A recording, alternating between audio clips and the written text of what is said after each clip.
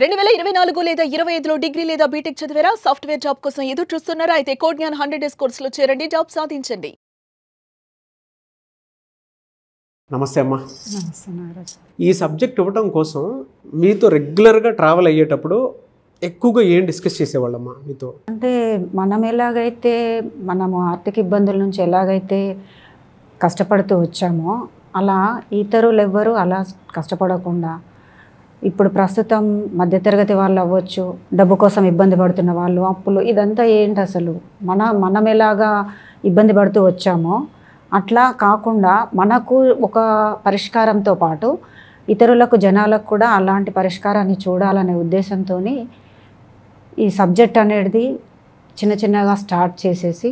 ఎలా స్టార్ట్ చేశారు అసలు? మీరును గురుగారు ఎలా స్టార్ట్ చేశారు అసలు? ముందు ఒక అనుకున్నాము ఏదైనా పరిష్కారం దొరుకుతుందా అంటే అస్తమానము దీనికి ఇది డబ్బులు కష్టపడము, కష్టపడితే డబ్బు వస్తుంది, కష్టపడితే డబ్బు వస్తుంది, కష్టపడినంత మట్టుకు వస్తుంది, ఓకే, ఆ తర్వాత మళ్ళీ కష్టమే ఉంటుంది, అలా కాకుండా ఇంకేమైనా దొరుకుతుందా అని ఆయన రాత్రింబవళ్ళు పరిశోధనలు చేశారు. కొన్ని పుస్తకాలు కూడా చూసాం, చదివాము.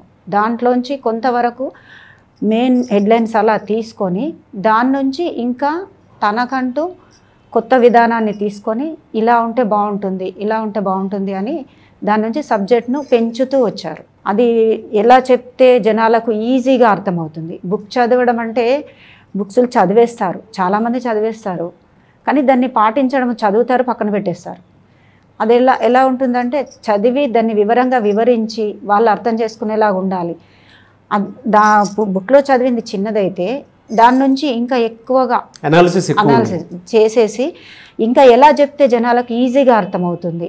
అది చదువు వచ్చిన వాళ్ళు అవ్వచ్చు, రాని వాళ్ళు, చిన్న పెద్ద ఎవరికైనా కూడా ఈజీగా అర్థమవ్వడం కోసం అలా ఎంతవరకు బాగుంటుంది అనేది పేజీలుగా పుస్తకాలు రాసేసి, ఆల్రెడీ 3 పుస్తకాలు రాశారు, మీరు చూసారు.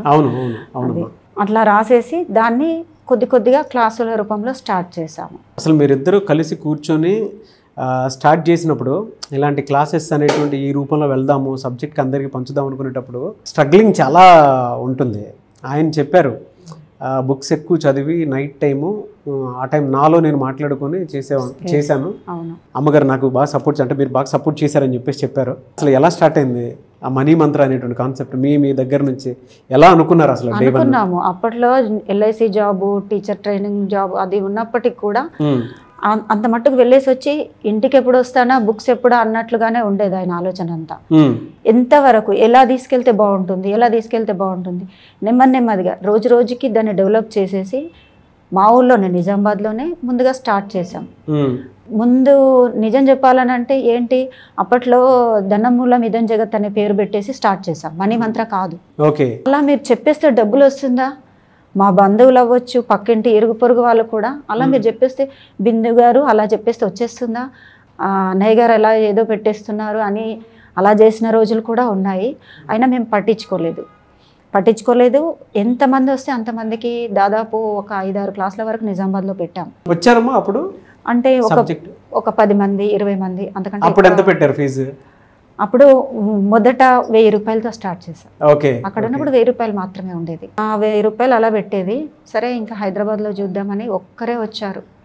వచ్చేసి ఆ పాంప్లెంట్లు అవి ఉంటాయి కదా, వాటిని చేసేసి పెట్టేసి వచ్చి బసరా హోటల్ దాంట్లో పెట్టారు.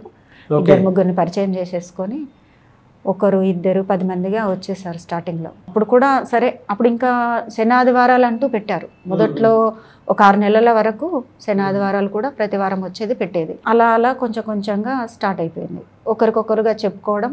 అప్పుడు అక్కడ నుంచి స్టూడెంట్స్లు కొంచెం ఎక్కువగా రావడం స్టార్ట్ అయింది. మొదటిసారిగా ఒక 100 మంది వచ్చేసారు. ఇంకా నేను ఏదైతే అంటే నాకు సబ్జెక్ట్ తెలిసినా నేను ఇంట్లోనే అనుకునేదాన్ని, నా విజువలైజేషన్, అఫర్మేషన్ అలా హాల్ నిండి ఉండాలి. ఏ రోజైతే 100 మంది వస్తారో నాకు అప్పుడు నా సక్సెస్ స్టార్ట్ అయినట్టు నేను ఫీల్ అవుతాను అని ఆయన వెంటనే ఆ రోజు లంచ్ టైంలోనే నాకు కాల్ చేసి చెప్పారు, బిందు ఈరోజు 100 మంది వచ్చేసారు, 100 మంది స్టూడెంట్స్ వచ్చారని. చాలా హ్యాపీ ఫీల్ అయ్యాను. అక్కడ నుంచి ఇంకా ఎక్కడ తిరుగు లేకుండా మన స్టూడెంట్స్ పెరుగుతూనే వచ్చింది. ఇప్పటి వరకు అంతా మీరు చూసింది. అవును. అండ్ ఇప్పుడు కంటిన్యూ అవుతుందా లేదా అనుకునేటువంటి డైలమానే చాలా ఎక్కువ ఉంది. ఏ విధంగా వెళ్ళబోతుంది? ఇక నుంచి ఎలా అనేది మన మణిమంత్ర కుటుంబ సభ్యులందరికీ నేను చెప్పేమంటే, ముందు నుంచి సబ్జెక్ట్ మేము కలిసి చేసింది ఉంది, ఇంకా చెప్పాల్సింది చాలా ఉంది. అమ్మ ప్రతి ఒక్కరూ అనుకుంటూ ఉన్నారు, అంటే క్లాసెస్ మళ్ళీ కండక్ట్ చేస్తారా, మణిమంత్ర క్లాసెస్ ఉండవేమో అనుకునేటువంటి ఆందోళనతో ఉన్నటువంటి స్టూడెంట్స్ చాలామంది ఉన్నారు. వాళ్ళకి మీరేం చెప్తారు, ఎలాంటి భరోసా ఇస్తారు? పర్వాలేదు, ఇక నుంచి క్లాసులు ఉంటాయనే చెప్తున్నాను.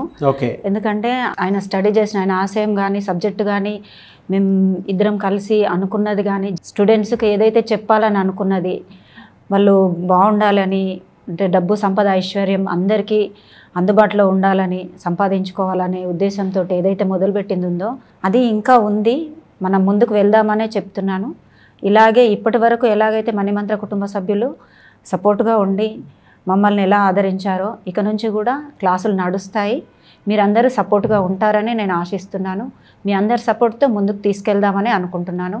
గురువుగారు ఇచ్చిన విద్య ఇంకా ఉంది, చెప్పాల్సింది కూడా ఉంది, మీరు నేర్చుకోవాల్సింది కూడా ఉంది, ఇంకా మీరు గొప్పవాళ్ళు ధనవంతులు అవ్వాల్సిన ఇది కూడా ఉంది. కాబట్టి మళ్ళీ మనం కంటిన్యూ అవుదాము, క్లాసులు బాగా చెప్పుకుందాము. అండ్ ఆయన జయంతి కూడా దగ్గరలోనే ఉంది, అది ప్రతి ఒక్కరికి కూడా తెలుసుకోవాలని నేను అనుకుంటున్నాను.